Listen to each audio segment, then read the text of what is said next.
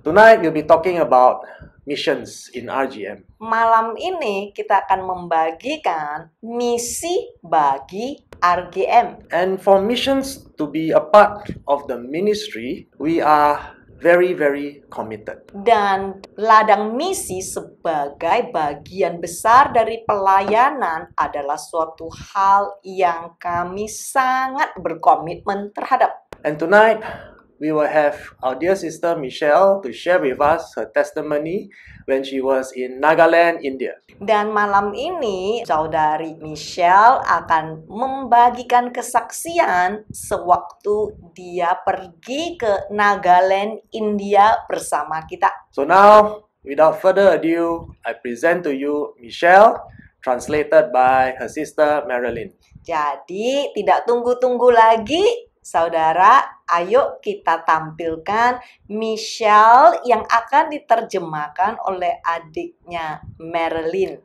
Over to you, Michelle. Shalom semuanya, my name is Michelle.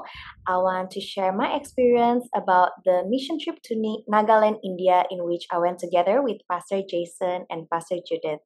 I've always liked to go to missions with Pastor Jason and Pastor Judith because I always got to learn many things and most importantly, witness how God has wondrously worked through them as a channel of blessings, transformations, restorations, and healing for others. Unfortunately, I can only go to selected mission trips as I am still schooling, so I can only go during my school holidays. Shalom semuanya, nama saya Michelle. Saya mau berbagi pengalaman saya pada saat saya pergi ke pelayanan misi bersama Pastor Jason dan Pastor Judith ke Nagaland, India.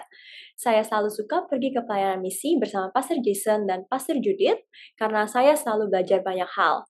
Dan yang terpenting, saya dapat menyaksikan bagaimana Tuhan bekerja melalui mereka dengan luar biasa untuk menjadi saluran berkat, transformasi, pemulihan, dan kesembuhan untuk orang-orang lain. Tapi sayangnya, saya hanya bisa ikut ke beberapa misi karena saya masih sekolah. Jadi, saya hanya bisa pergi pada saat liburan sekolah saja.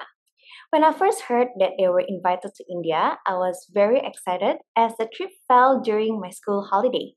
But there was one big problem. Saat pertama kali saya mendengar bahwa mereka diundang ke India, saya sangat senang karena perjalanannya bertepatan dengan liburan sekolah saya. Tapi ada satu masalah besar.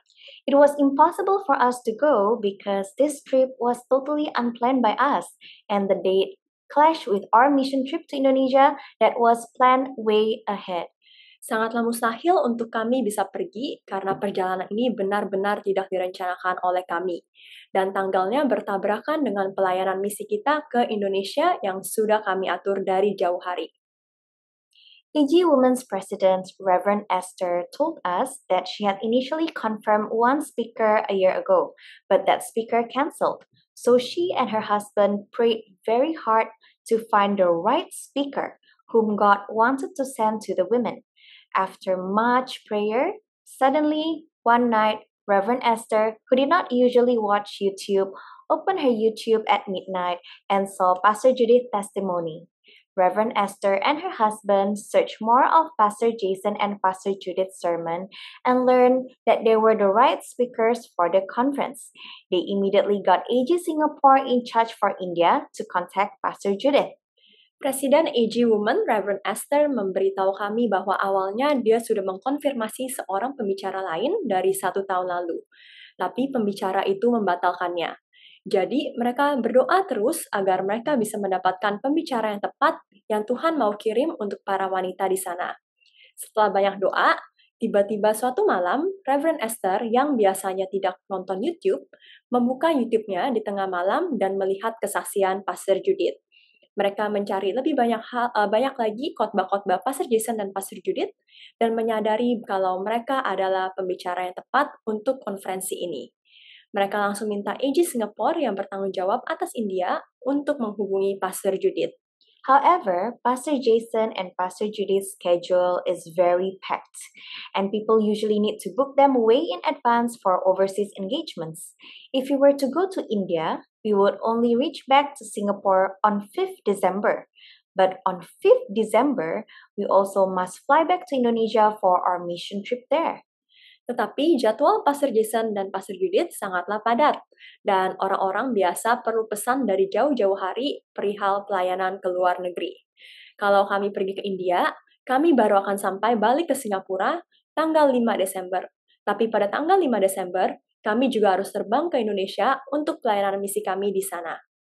But when Pastor Judith was about to text to the pastor inviting us, no, God told her to go. And as usual, Pastor Judith obeyed God. Tetapi pada saat Pastor Judith baru mau memberitahu pastor yang mengundang kita, tidak, Tuhan menyuruh Pastor Judith untuk pergi. Dan seperti biasa, Pastor Judith menaati Tuhan. After searching for many flights, she found an Indian budget ticket that would enable us to reach back in Singapore on 5th December 6 a.m. in the morning. So we could fly again to Indonesia the same day 8 p.m. in the evening, even though we must have an 11 hours layover at Kolkata Airport to take that particular flight. Regardless, Pastor Judith and Pastor Jason did not mind all the last-minute flight, traveling hassle, and fatigue as long as they obeyed God's instruction to go. Setelah mencari sekian banyak penerbangan, Pastor Judith akhirnya menemukan sebuah tiket penerbangan budget dari India yang memampukan kami untuk sampai balik di Singapura tanggal 5 Desember jam 6 pagi supaya kita bisa terbang lagi ke Indonesia di hari yang sama jam 8 malam walaupun kita harus transit di Bandara Kolkata selama 11 jam untuk mengambil penerbangan tersebut. Tetapi biar bagaimanapun, Pastor Judith dan Pastor Jason tidak peduli dengan semuanya itu. Penerbangan yang mendadak, perjalanan yang ribet, dan rasa kelelahan selama mereka menaati perintah Tuhan untuk pergi. While preparing for the trip to India, I heard many people sharing their bad experiences or dangers in India. Strangely, I did not fear at all. Instead, I was full of joy and excitement. There was only one concern for me though, the food. I am not a big fan of Indian food. So I brought a lot of snacks from Singapore for me to eat there. Pada saat sedang mempersiapkan perjalanan ke India, saya dengar banyak orang yang menceritakan pengalaman-pengalaman buruk mereka dan bahaya-bahaya di India. Tapi anehnya, saya sama sekali tidak takut. Malah, saya penuh dengan sukacita dan kegembiraan. Tapi cuma ada satu hal yang saya khawatirkan, yaitu makanannya.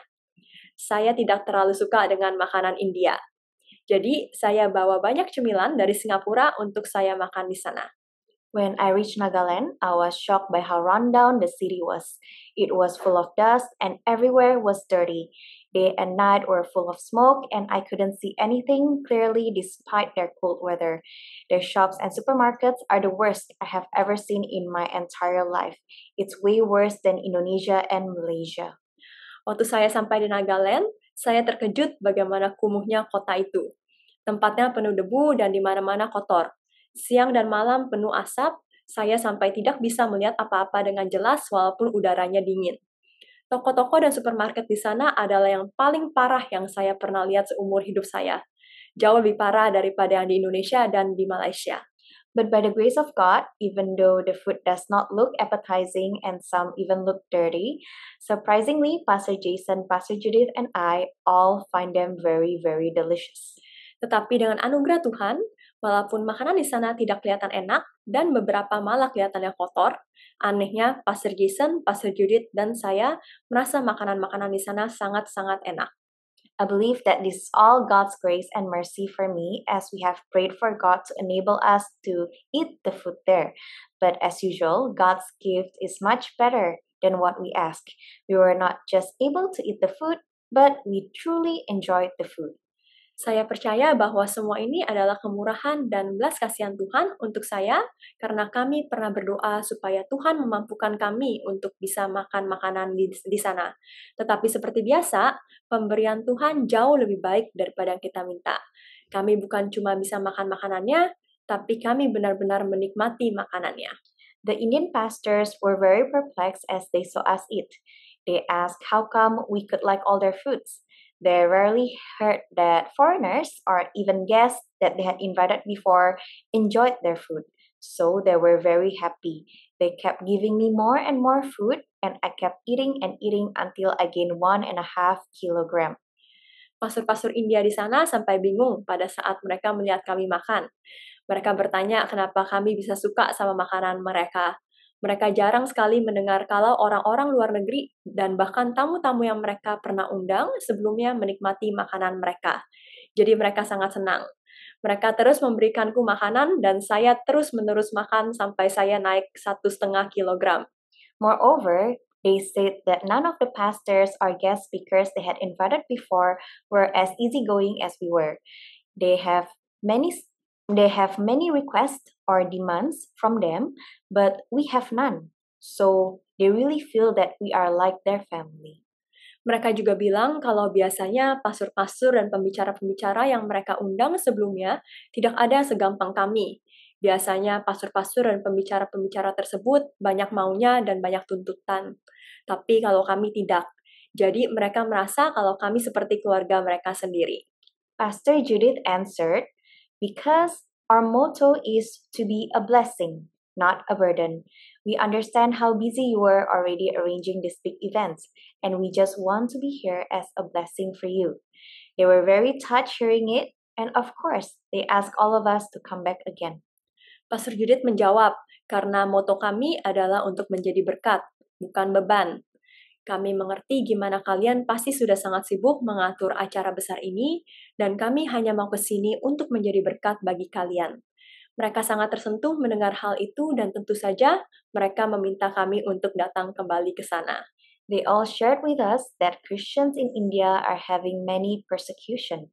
In fact, a town next to us called Manipur had 360 churches burned down by the Hindi movement just 6 months ago.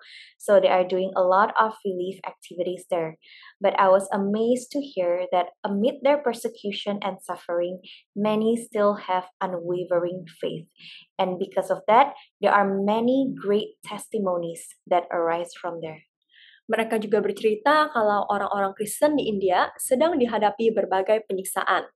Ternyata di kota sebelah yang namanya Manipur, baru ada 360 gereja-gereja yang dibakar oleh pergerakan agama Hindu 6 bulan yang lalu.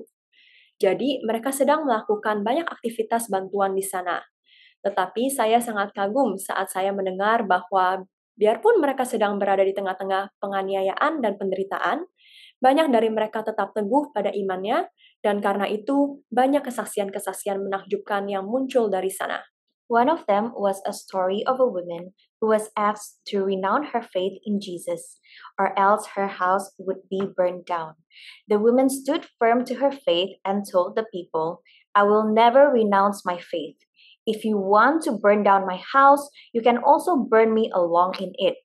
But I will never renounce my faith in Jesus Christ." Hearing that, the man who wanted to burn her house was shocked, and in the end, he bowed down to Jesus Christ. Salah satunya adalah cerita seorang wanita yang disuruh meninggalkan imannya dalam Yesus. Kalau tidak, rumahnya akan dibakar. Wanita ini tetap teguh dalam imannya dan berkata kepada orang-orang itu, "Saya tidak akan pernah meninggalkan iman saya. Kalau kalian mau bakar rumah saya, kalian juga bisa bakar saya sekalian. Tapi saya tidak akan pernah meninggalkan iman saya dalam Tuhan Yesus Kristus."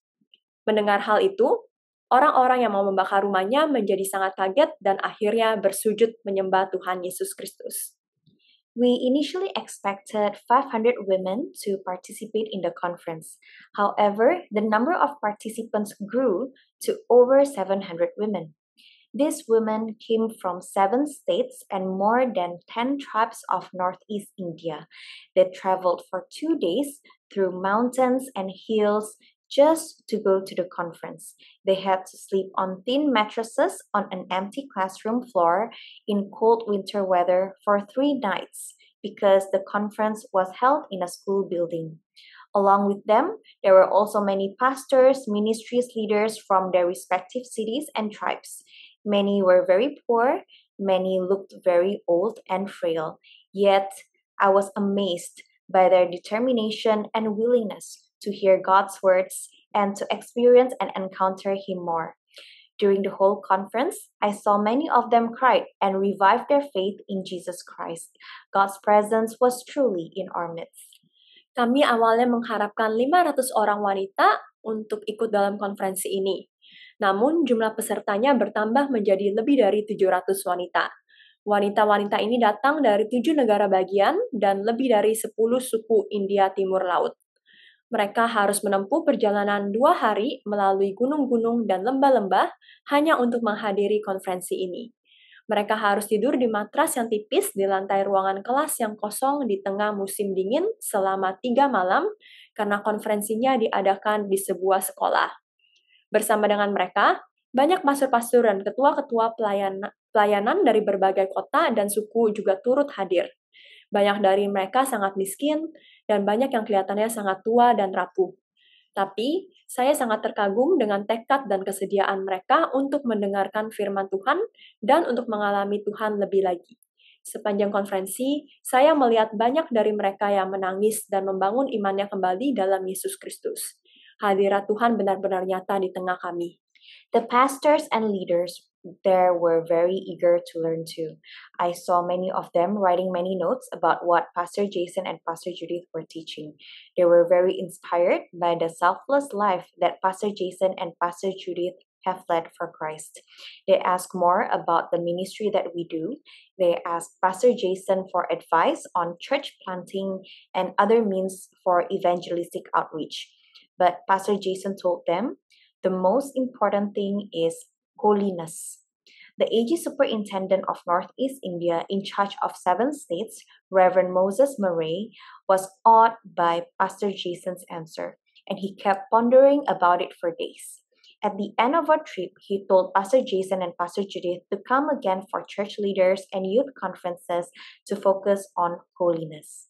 Despite his high position in the city and in the church, I was amazed at Reverend Moses' willing and humble heart. It made me feel fulfilled as this trip was fruitful and planted many seeds in good soil. Praise be to God. Para pastor dan ketua di sana semuanya sangat giat untuk belajar. Saya melihat banyak dari mereka yang mencatat banyak hal tentang apa yang diajarkan Pastor Jason dan Pastor Judith. Mereka sangat terinspirasi dari kehidupan Pastor Jason dan Pastor Judith yang tidak mementingkan diri mereka sendiri untuk Tuhan. Mereka bertanya lebih lagi tentang pelayanan yang kami lakukan. Mereka bertanya ke Pastor Jason untuk nasihat dalam penanaman gereja dan cara-cara lainnya untuk penginjilan. Tetapi Pastor Jason berkata ke mereka, yang paling penting adalah hidup kudus. Superintendent AG India yang mengawasi 7 negara bagian India Timur Laut, Reverend Moses Murray, kagum dengan jawaban Pastor Jason, dan dia terus merenunginya tiap hari. Pada akhirnya, perjalanan kita, dia berkata kepada Pastor Jason dan Pastor Judith untuk datang kembali untuk konferensi ketua-ketua gereja dan pemuda, dan mengambil fokus dalam topik kekudusan. Meskipun posisinya sangat tinggi di kota itu dan gerejanya, saya kagum dengan kesediaan dan kerendahan hati Reverend Moses. Ini membuatku merasa puas karena perjalanan ini membuahkan banyak hasil dan menanamkan banyak benih di tanah yang subur. Puji Tuhan. Toward the end of the conference, Pastor Jason and Pastor Judith got a reimbursement for their flight ticket and a love gift from the church in Indian rupees. However, looking at the poor women there, they wanted to use these monies to bless them instead. So they gathered 60 poor widows there and gave them all those monies. They barely kept very few monies, just enough for us to eat a light meal at the airport during our 11 hours transit. Seeing that again, the pastors there were very perplexed. They said that in their many ministries and conferences, this is the first time they see that the invited pastors really have the heart for the poor widows there and genuinely want to bless them, not just through words, but also through action.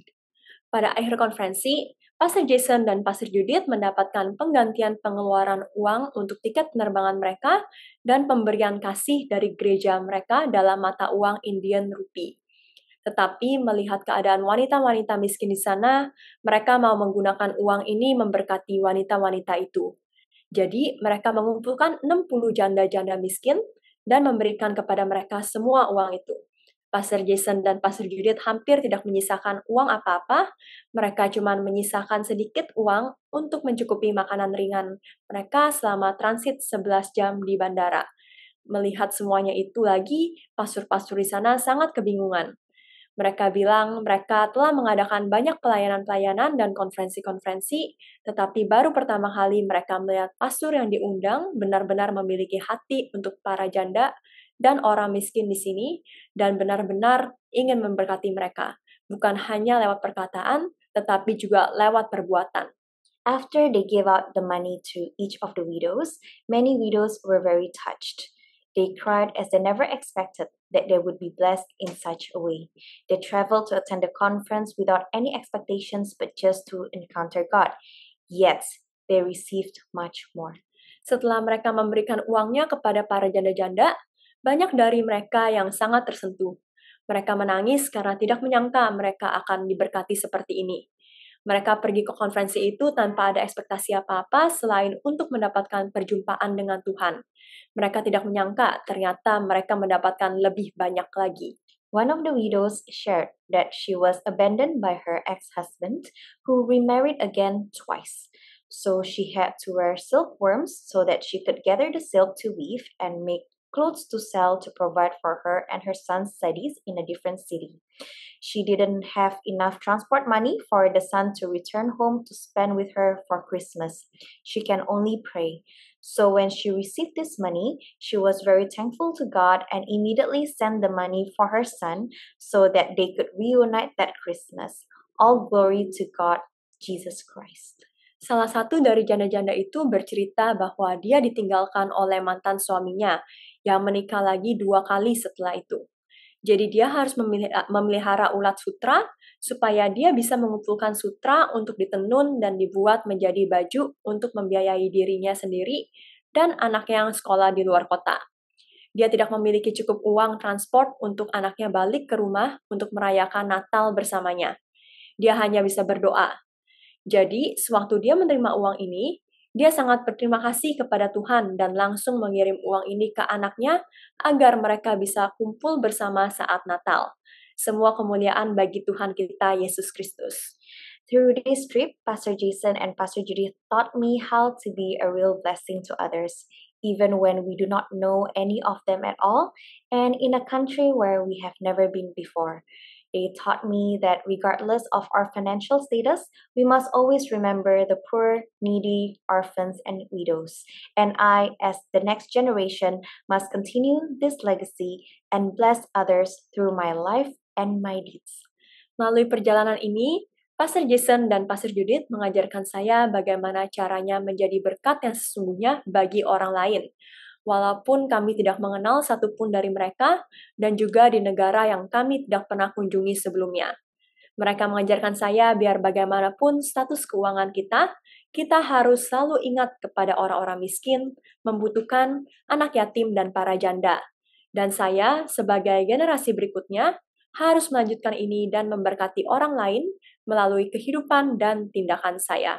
Due to the Christian persecution that is still currently happening nearby, all were not allowed to take photos or videos at the conference as they could not risk the danger of our conference being exposed on social media or any other platforms that might spike other religious activists to intrude and harm our conference and the people there. Only the local photographer and I were allowed to take the photos and videos for our own documentary. But strangely, the next day, as we were leaving, our conference was covered in the Nagaland Post newspaper. Karena penyiksaan orang Kristen masih sedang terjadi di sekitar daerah itu, semua orang tidak diperbolehkan untuk mengambil foto atau video pada saat konferensi karena mereka tidak bisa mengambil resiko konferensi ini tersebar di sosial media atau saluran lainnya yang bisa mengakibatkan aktivis agama lain untuk mendobrak dan membahayakan konferensi dan orang-orang di sana. Hanya fotografer lokal dan saya yang boleh mengambil foto dan video untuk dokumentasi pribadi kita. Tetapi anehnya, besoknya pada saat kami sudah mau balik, konferensi kami diterbitkan di koran Nagaland Post. Last but not least, Pastor Jason, Pastor Judith, and myself were very happy and joyful during the entire trip. Despite not expecting or requesting any sightseeing, the pastors there graciously suggested to bring us to Kohima to watch the largest music festival in India, the Hornbill Festival 2023. I saw a Singaporean on the plane who flew to Nagaland to attend that festival, and many foreigners traveled there just for this festival, while for us, we just happened to be there on that date. Yang terakhir tapi tak kalah penting, Pastor Jason, Pastor Judith, dan saya semuanya sangat senang selama seluruh perjalanan ini. Meskipun kami tidak berharap atau meminta untuk jalan-jalan, pastor-pastor di sana membawa kami ke Kohima untuk menonton ajang musik festival terbesar di India, Hornbill Festival 2023. Saya melihat seorang dari Singapura di pesawat dan orang-orang luar negeri lainnya yang terbang ke Nagaland khusus untuk menghadiri festival ini. Sedangkan kami hanya pas ada di sana pada tanggal itu. Despite the hectic flight arrangement, we even had our little mini picnic during our 11 hours transit at Kolkata Airport. Truly, it is the joy of the Lord that gives us strength. Biarpun jadwal penerbangan kami sangat padat, kami masih bisa piknik kecil selama 11 jam transit di Bandara Kolkata. Benar-benar sukacita Tuhanlah yang memberikan kami kekuatan. God also knew that we all needed rest for our next journey. We were shocked that despite the full flight, we had empty seats in our row so we can sleep more comfortably during the flight. Tuhan juga tahu kalau kita semua membutuhkan istirahat untuk perjalanan berikutnya. Kami kaget saat kami melihat ada kursi kosong di barisan kami, padahal penerbangannya penuh, jadi kami bisa tidur di pesawat lebih nyaman. I am very grateful to God for allowing me to go to India. I am very blessed by this trip and by everyone there. I also thank Pastor Jason and Pastor Judith for constantly guiding and teaching me to trust and obey God, caring for me, and ensuring my safety and well-being during the trip. Saya sangat bersyukur kepada Tuhan karena Ia telah mengizinkan saya pergi ke India. Saya sangat diberkati melalui perjalanan ini dan semua orang di sana. Saya juga berterima kasih kepada Pastor Jason dan Pastor Judith yang terus menuntun dan membimbing saya untuk percaya dan taat kepada Tuhan, menjaga saya dan memastikan keamanan dan kesejahteraan saya selama perjalanan ini. Thank you so much everyone for listening to my testimony and God bless you. Terima kasih banyak semuanya untuk mendengarkan kesaksian saya. Tuhan Yesus memberkati. Thank you, Michelle and Marilyn, for the wonderful sharing. Terima kasih Michelle dan Marilyn. Sungguh kesaksian yang luar biasa. Yes, indeed, it was a very fruitful trip for us to Nagaland. Iya, memang ini adalah perjalanan yang sangat bagus, sangat berbuah di Nagaland buat kami. Yeah. Just to share with all of you, we were only there at the Hornbill Festival for 15 minutes. Cuman kasih tahu ya, kita ada di musik festival itu, kita cuman di sana sekitar 15 menit doang. Yeah, we left because they did not sing any songs about Jesus. Ya, kita sudah pergi 15 menit, kemudian kita juga meninggalkan tempat itu karena mereka tidak lagi bernyanyi lagu tentang Yesus. Okay, now let us move on to discuss and talk about what is RGM Missions Ministry all about. Iya, sekarang kita mau lanjut ya, dan kita mau berbagi apa sih pelayanan Restore Global Missions.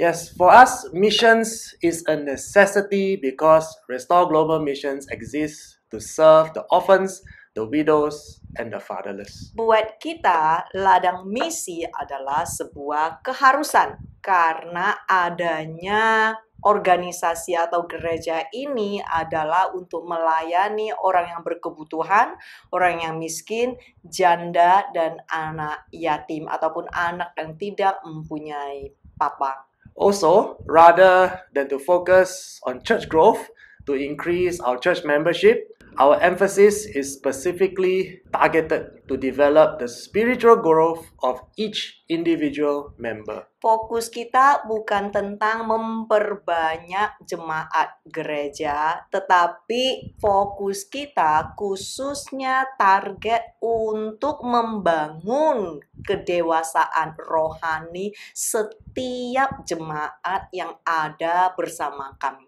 Our purpose is to establish the conviction in each and every member so that they can embrace holiness and put an end to sinful practices. Tujuan pelayanan kita adalah untuk mendirikan sehingga kita mengharapkan ada keinsyafan bagi orang-orang untuk mau hidup kudus, hidup benar, dan meninggalkan praktek dosa mereka. And as we all know, as it is written, those who do not wish to obey what is written in Scripture, they will perish in their sins. Sebab sudah jelas dikatakan di firman Tuhan, barang siapa yang tidak mau taat kepada kitab suci akan binasa. And why is that so? Because the wages of our sinful practices is the second death in the lake of fire. Sebab upah dari dosa kita adalah maut, yaitu kematian kedua. Basically, there are two kinds of Christian in this world.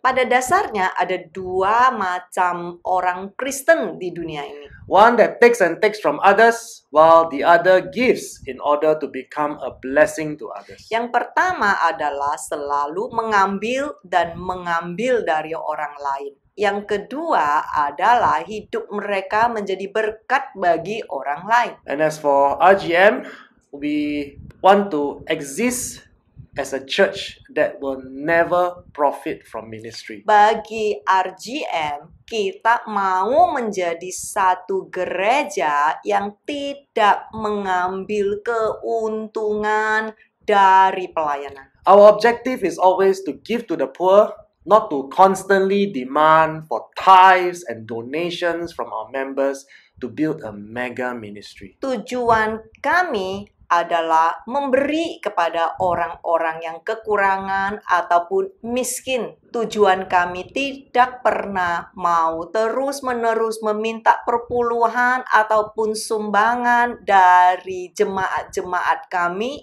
untuk tujuan membangun gedung yang besar-besar. We want to establish a church where the pastoral team, the church leaders, and all the members actually practice what is pure and acceptable in the sight of God in order to serve the body of Christ effectively and efficiently. Kami ingin mendirikan sebuah gereja di mana para pemimpin gereja ataupun para tim pastoral ataupun seluruh anggota kami benar-benar mengamalkan apa yang murni di dalam hati kami dan hidup sungguh-sungguh berkenan kepada Tuhan, agar secara keseluruhan kami bersama-sama bisa melayani tubuh Kristus secara efektif dan efisien. It is written in James chapter 1 verse 27, external religious worship, religion as it is expressed in outward acts that is pure and unblemished in the sight of God the Father is this, to visit and help and care for the orphans and widows in their affliction and need, and to keep oneself unspotted and uncontaminated from the world. Sama seperti yang telah tertulis di Yakobus pasal 1 ayat 27, ibadah yang lahiriah, agama sebagaimana dinyatakan dalam tindakan lahiriah yang suci dan tidak tercela di mata Tuhan Bapa adalah menjenguk dan menolong serta merawat anak yatim dan janda yang kesusahan dari kebutuhannya, dan untuk menjaga diri agar tidak ternoda dan tidak terkontaminasi oleh dunia. For the first part of this verse, why is missions and giving to the poor so important? We are commanded by law to care for the orphans, the widows, and the fatherless. Untuk bagian pertama dari ayat ini, kenapa misi dan memberi kepada orang miskin begitu penting? Sebab kita diperintahkan oleh firman Tuhan, yaitu hukum dan aturan Tuhan untuk merawat para janda dan anak yatim.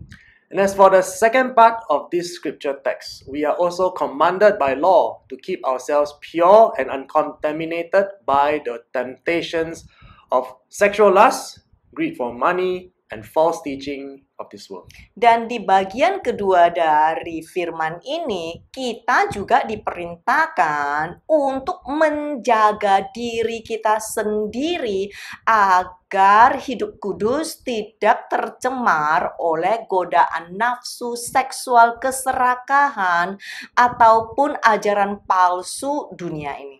Notice the demands in this portion of scripture. Perhatikan tuntutan dari Tuhan pada bagian firman ini. God is not interested in what we can do for Him. Lihat baik-baik saudara, Tuhan tidak tertarik pada apa yang bisa kita lakukan untuk Dia. His demands for purity, holiness, and obedience are stated clearly. Jadi di sini tuntutan untuk hidup kudus dan hidup di dalam ketaatan sangat jelas tercatat. For those who are willing to serve Him in ministry, to minister to the orphans and the widows, we must first be uncontaminated from the world. Jadi bagi orang-orang yang mau melayani Tuhan di dalam pelayanan, terutama terhadap anak yatim dan para janda ataupun yang miskin, hal yang pertama yang harus kita terapkan adalah kita tidak boleh terkontaminasi oleh dunia ini. So yes, my friends, it's not just about ministry or serving in the church. Iya saudara, lihat baik-baik. Bukan cuma sekedar pelayanan ataupun melayani di dalam gereja loh. Ada loh syaratnya di sini. God demands that we are uncontaminated. Di sini syaratnya, tuntutan terhadap kita adalah jangan pernah terkontaminasi oleh dunia ini di dalam pelayananmu. It is also written in Isaiah chapter 1, reading from verse 16 to 19. Juga tertulis di Yesaya pasal 1 ayat 16 sampai 19. The Bible says, "Wash yourselves, make yourselves clean, put away the evil of your doings from before my eyes. Cease to do evil, learn to do right, seek justice, relieve the oppressed and correct the oppressor. Defend the fatherless, plead for the widow." Verse 18, "Come now and let us reason together, says the Lord. Though your sins are like scarlet, they shall be as white as snow. Though you are red like crimson, they shall be like wool. If you are willing and obedient, you shall eat the good of the land." Basuhlah dirimu, jadikanlah dirimu tahir, singkirkan kejahatan perbuatanmu dari hadapan mataku. Berhentilah melakukan kejahatan, belajarlah melakukan yang benar, mencari keadilan, meringankan yang tertindas, dan mengoreksi penindas. Bela anak yatim, bela janda. Marilah kita bertukar pikiran. Demikianlah firman Tuhan. Sekalipun dosamu berwarna merah seperti kirmizi, ia akan seputih salju. Walaupun warnanya merah seperti kain kesumba, namun tetap seperti bulu domba. Jika kamu mau dan taat, kamu akan memakan hasil yang baik dari negeri itu. As we can see, from Old Testament to New Testament, we are commanded by law to cease to do evil and stop sinning. Jadi kita bisa melihat dari perjanjian lama sampai perjanjian baru, kita diperintahkan oleh hukum untuk berhenti berbuat jahat, berhenti berbuat dosa.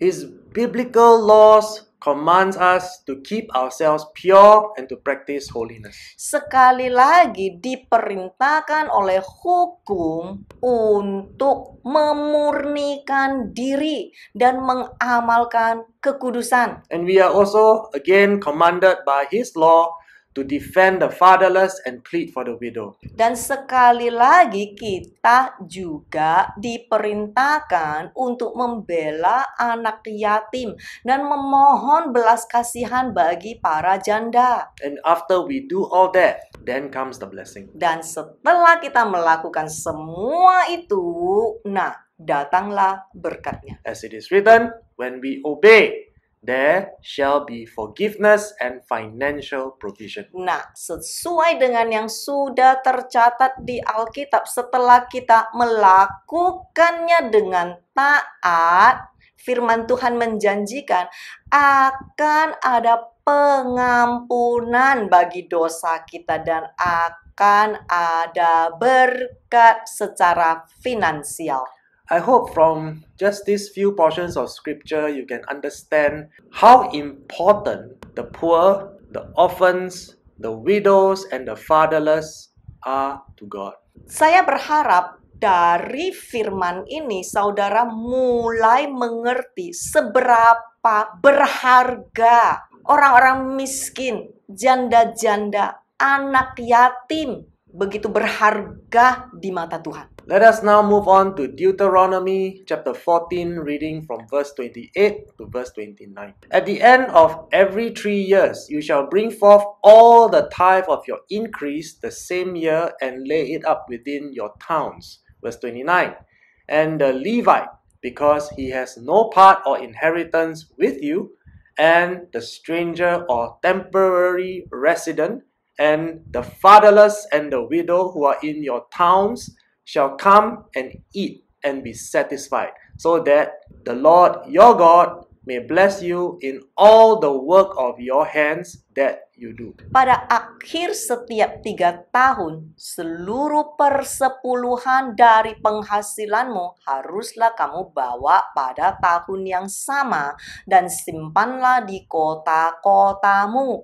Dan orang Lewi, karena ia tidak mempunyai bagian atau warisan bersamamu, dan orang asing atau penduduk sementara, anak yatim dan janda yang ada di kota-kotamu harus datang dan makan sampai kenyang, supaya Tuhan Bapamu memberkati kamu dalam segala pekerjaan tanganmu yang kamu lakukan. I have heard many pastors, mega church pastors, who like to call themselves the spiritual Levite. Saya sering mendengar pendeta yang mengaku dan memanggil diri mereka sendiri sebagai suku Lewi. But unlike many mega church pastors who profit tremendously from their church members, the Levites have nothing in their name.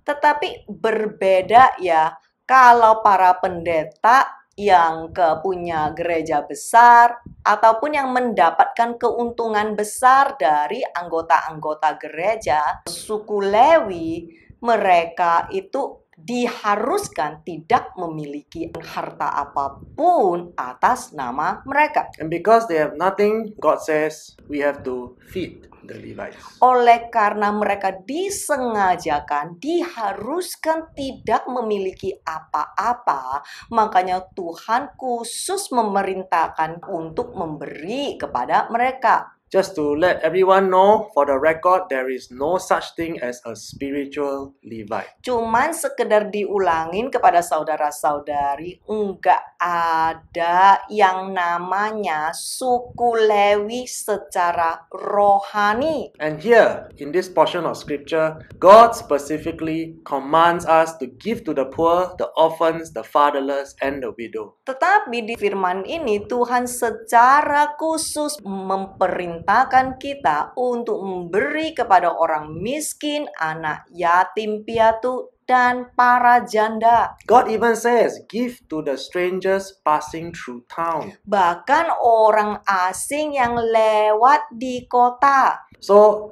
when you read the Bible carefully, God says, bring the tithe, bring your offerings, and all that collection, bring it to the town. Tetapi di sini dikatakan, kumpulkan persembahanmu dan bawa ke dalam kota itu. So, when we talk about giving to the church, you can see that In the old days, what God teach the Jewish people is very simple. Give to the poor, give to the Levites, and help them because they have nothing.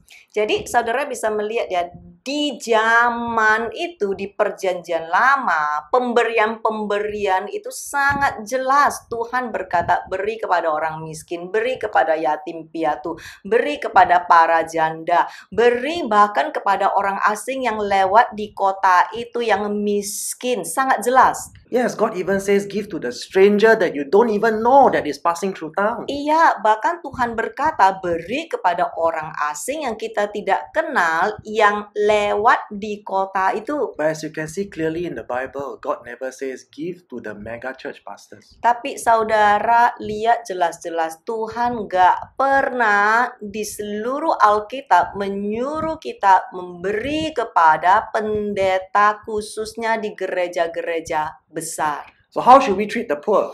Jadi caranya gimana kita harus memperlakukan orang-orang miskin? Deuteronomy 24:19 to 21. The Bible says, when you reap your harvest in your field and have forgotten a sheaf in the field, you shall not go back to get it. It shall be for the stranger and the sojourner, the fatherless and the widow, that the Lord your God may bless you in all the work of your hands.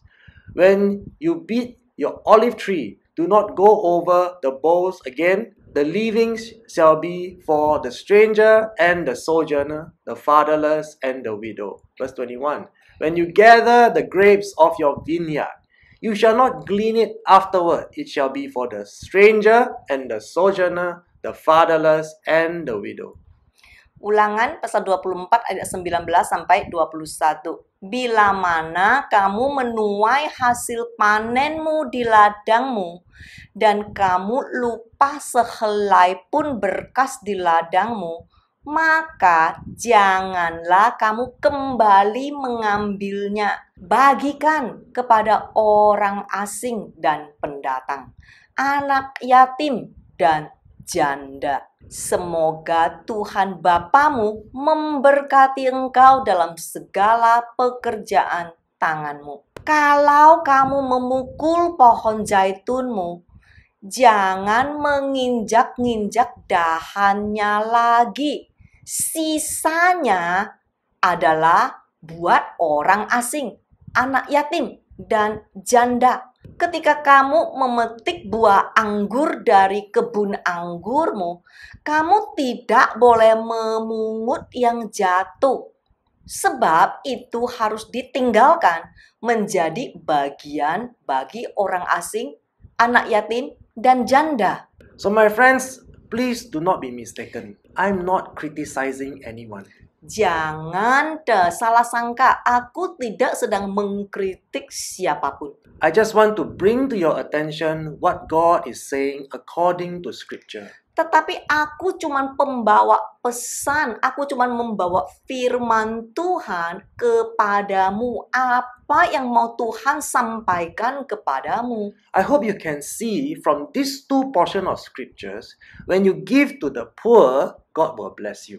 Saya berharap sewaktu engkau membaca dua perikop ayat ini, engkau sangat jelas Tuhan berkata jikalau engkau memberi kepada anak yatim, janda, dan orang miskin, Tuhan akan memberkatimu. Please listen very, very carefully. Tolong dengar jelas. God never say, the more you give to your church and your pastor, the more God will bless you. He never said that. Tuhan gak pernah berkata, engkau semakin banyak menabur ke gerejamu, engkau semakin banyak menabur ke pendetamu, akan semakin engkau diberkati seperti yang diajarkan sekarang ini.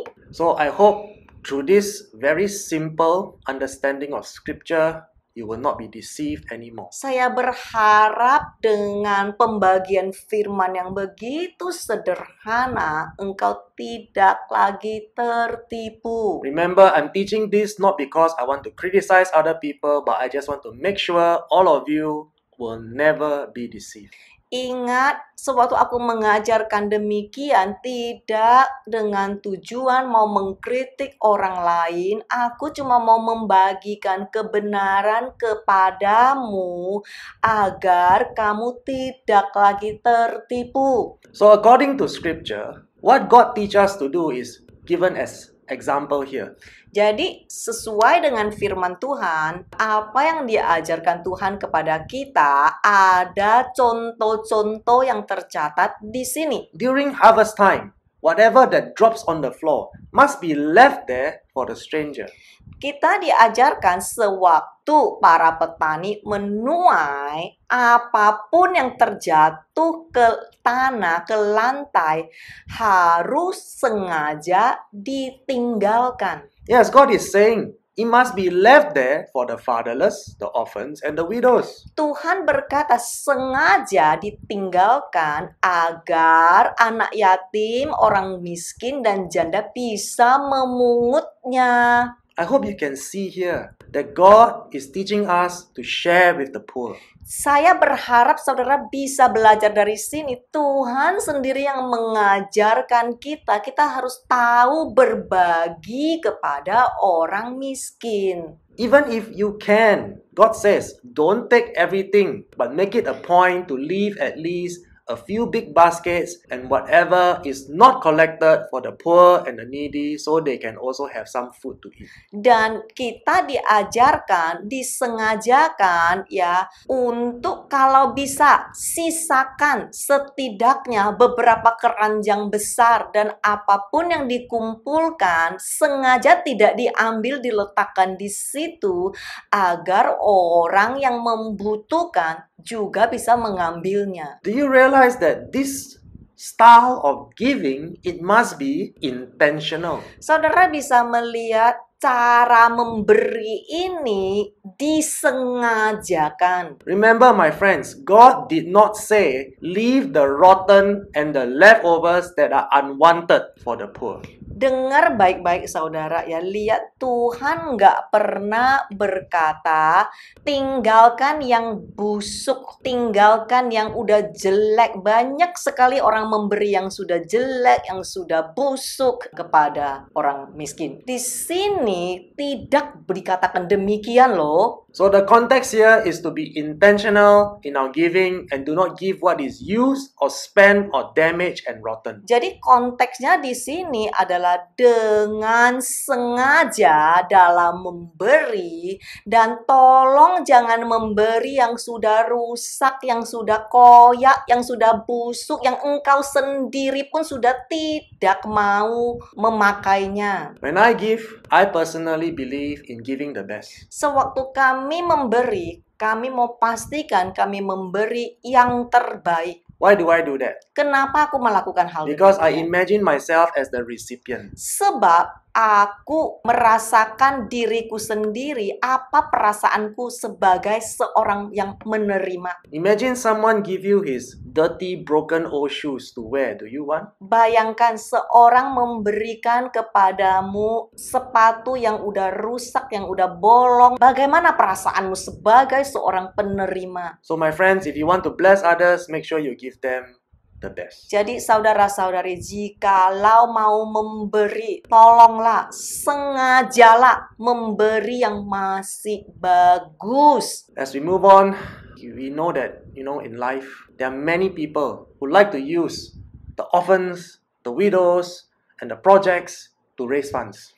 Kita juga tahu ya, ini kenyataannya banyak sekali orang suka memanfaatkan anak yatim atau janda ataupun proyek dipaparkan untuk menggalang dana. As you already know, in RGM, we will never teach you when you give more to the church and your pastor, God will bless you with more. Di RGM, saudara-saudari tahu, kami tidak pernah mengajarkan anggota kami semakin engkau memberi kepada gereja kami, semakin Tuhan akan memberkatimu. Kita tidak pernah mengajarkan seperti begini. In fact, when we make a collection, it is always to give others a chance to participate in the ministry. Tetapi pada saat kita mengatakan kita punya project, contoh Davao atau mau ke Indonesia, kita sedang memberikan kesempatan kepada kalian untuk turut berpartisipasi untuk memberi kepada orang-orang miskin. And I will always say, if you want to give and expect something back in return from God, then please do not give because you do not understand the biblical concept of giving. Dan saudara ingat, saya selalu mengajarkan jikalau saudara ingin memberi dan mengharapkan imbalan dari Tuhan, mohon jangan memberi sebab engkau belum memahami konsep memberi di dalam Alkitab. So when we give unto God, it must be from a cheerful heart. Jadi ketika kita memberi kepada Tuhan harus dari hati yang puas dan gembira. It is not the amount, but what you are convicted to bless others with. Enggak penting jumlahnya, tetapi seberapa besar saudara memiliki keyakinan untuk mau memberkati orang lain. And your generosity, the amount that you give, is a reflection of how much you love the poor, the needy, the orphans, the fatherless, and the widows. Dan kemurahan hatimu merupakan cermin betapa besar kasihmu kepada orang miskin, anak yatim, dan janda. And how much you are willing to support in the work of RGM ministry shall be determined by the transparency and the integrity of this ministry, not by my persuasive words. Dan seberapa banyak jumlah yang saudara beri untuk mendukung pelayanan di gereja kita atau di RGM akan ditentukan oleh transparansi dan integritas pelayanan ini, bukan dengan kata-kata persuasif aku. That is why we never try to raise funds for the missions. Makanya kita juga tidak perlu untuk meminta dana untuk pelayanan. We only say, for example, okay, we need like 30 packets of Oreo cookies or 50 slippers. And then people will just say, okay, I'll take these Oreo cookies or I'll take the slippers. Kita cuman paling berkata, oke, kita mungkin perlu 30 bungkus biskuit Oreo ataupun 50 pasang sandal. Dan setelah itu orang-orang memberi dan udah, semua udah beres. So why is it we don't raise funds? Kenapa kita tidak selalu menggalang dana dan minta-minta? Isaiah 58:10. And if you pour out that with which you sustain your own life for the hungry and satisfy the need of the afflicted, then shall your light rise in darkness, and your obscurity and gloom become like the noonday. Yesaya pasal 58 ayat 10. Dan jika kamu mencurahkan apa yang kamu gunakan untuk menopang hidupmu bagi orang-orang yang lapar dan memenuhi kebutuhan orang-orang yang menderita, maka terangmu akan terbit di dalam kegelapan, dan ketidakjelasan serta kesuramanmu akan menjadi seperti siang hari. My friends, please don't be mistaken. I'm not saying those that raise funds are wrong. Saudara, sekali lagi jangan salah sangka. Saya tidak mengatakan mereka yang menggalang dana itu salah ya. And it's not because we are too proud to raise funds. Dan bukan juga karena kita terlalu sombong dan kita tidak mau menggalang dana. But once you understand this biblical principle, you will understand why RGM never wants to raise funds. Tapi jikalau engkau mengerti firman Tuhan yang satu ini dengan jelas, kamu akan mengerti kenapa di RGM kita tidak perlu menggalang dana. We never say, give more money, give more money. Kita nggak pernah berkata, ayo nabur, ayo nabur. Why? Kenapa? Because when we, especially starting with me, Karena kami, terutama dimulai dari aku. when we pour out that with which we use to sustain our own life for the hungry and satisfy the need of the afflicted, Jikalau kami mencurahkan apa yang digunakan untuk menopang hidup kita sendiri untuk orang lapar dan memenuhi kebutuhan orang menderita, meaning to say, we pay from our own pocket. artinya bayar dari kantong kami sendiri, only then will we be truly blessed. firman Tuhan berkata, kamu akan benar-benar diberkatin. So I personally will put in our own money. Aku secara pribadi harus keluarin uang dari kantongku sendiri. That's why we are blessed. Dan saudara bisa melihat kita diberkatin. We never lack in anything. Kita tidak pernah kekurangan dalam segala hal. Again, please don't misunderstand. Nah, jangan salah sangka ya. I'm not saying you must give so that you will be blessed. Saya nggak sedang berkata engkau memberi agar engkau bisa diberkatin ya. But do understand the real meaning of giving with a cheerful heart. Tetapi ingat jelas-jelas apa sih maksudnya memberi dengan hati yang bersukacita. You give without the expectation of any return. Engkau memberi tanpa mengharapkan imbalan. Engkau cuma mau bersukacita. Engkau cuma bersukacita dan mau memberi. And when you finally know how to genuinely become a blessing to the orphans, the fatherless, and the widows, you will shine like a diamond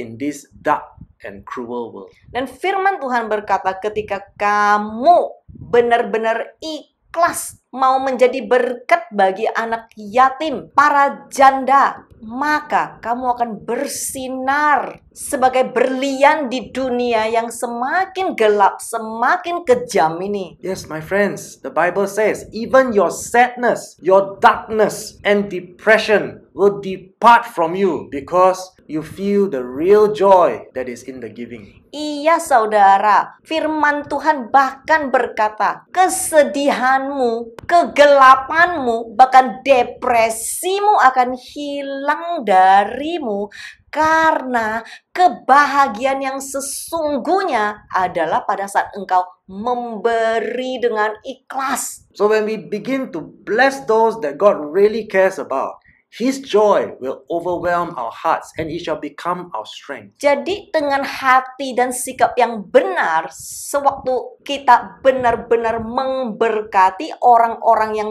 Tuhan perdulikan, sukacita Tuhan akan menguasai kita dan itu akan menjadi kekuatan kita. Yes, my friends, that's what the Bible says exactly. Iya saudara, ini loh maksud dari firman ini. Now let us move on to Matthew 25 verse 36 to 40. Ayo sama-sama kita lanjut Matius pasal 25 ayat 36 sampai 40. God says, I was naked and you clothed me. I was sick and you visited me with help and ministering care.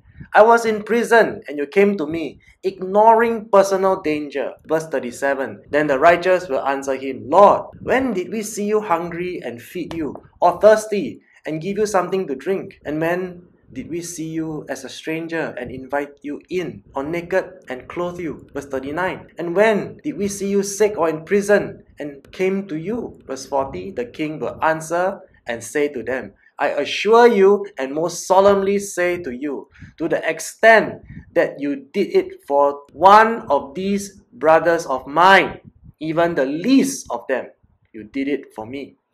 Matius pasal 25 ayat 36 sampai 40. Ketika aku telanjang, kamu memberi aku pakaian. Aku sakit dan kamu mengunjungi aku dengan pertolongan dan pelayanan.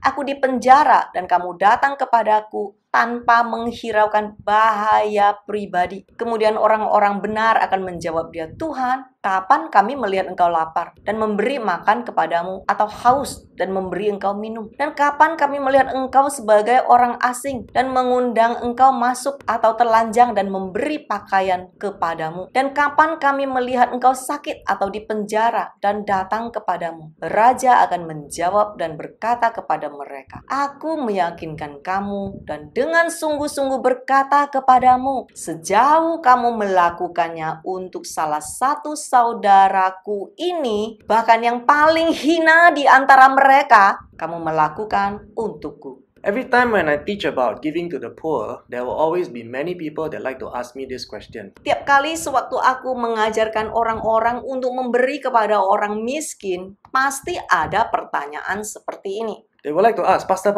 does that mean we give to just anybody and everybody? Mereka akan bertanya seperti ini. Jadi pokoknya asal lihat Yang miskin semuanya dikasih, Just give to the orphans, the widows, anybody? semuanya dikasih, semua yatim, semua miskin dikasih. Jesus says specifically, only when you do it unto the least of my brothers and sisters, you do it for me. Yesus berkata secara spesifik, tolong buka matamu besar-besar dan lihat. Hanya ketika kamu melakukannya kepada saudara-saudaraku yang paling hina, kamu melakukannya untukku. So what does that mean? Apa sih artinya? It means that we should specifically help those whom we know our Jewish Messiah deeply loves as his own family. Berarti kita secara khusus membantu mereka yang kita kenal sebagai Mesias Yahudi yang sangat kita kasihi sebagai keluarganya sendiri. And even giving to the ingrafted branches, which is our Christian brothers and sisters. Bahkan kepada cabang-cabang yang sudah dicangkokkan, yaitu umat Kristen sama seperti kita. Not just any Christian, but those who are God-fearing and obedient to his word. Bukan semua, tidak peduli asalkan Kristen, tetapi Kristen-Kristen yang takut akan Tuhan dan mau taat kepada firman. Those who are really called the children of God. Orang yang sungguh-sungguh beridentitas sebagai anak Tuhan. Not the ones that the Bible says in 1 John, anak setan. Bukanlah Kristen yang sama seperti yang dikatakan firman Tuhan di 1 Yohanes yang menjadi anak setan. The one that likes to go to church on Sunday but also love to gamble and clubbing and practice free sex. Are these the poor people you want to help? Bukan orang-orang yang minggu ke gereja tetapi masih mau judi, main perempuan, oleh karena itu miskin. Apakah orang-orang demikian saudara mau menolong mereka? So remember, my friends, Jadi ingatlah saudara, it is not just how we bless others, bukan tentang bagaimana kita memberkati orang lain, but more importantly, tetapi terpenting adalah it is who we bless that really matters to Jesus. siapa yang kita berkati, itu yang terpenting bagi Yesus. Those that are called his brothers and sisters, meaning those who obey his commands. Orang-orang yang dia anggap sebagai saudara dan saudarinya, artinya orang-orang yang taat kepadanya. Shall we pray? Ayo sama-sama kita berdoa.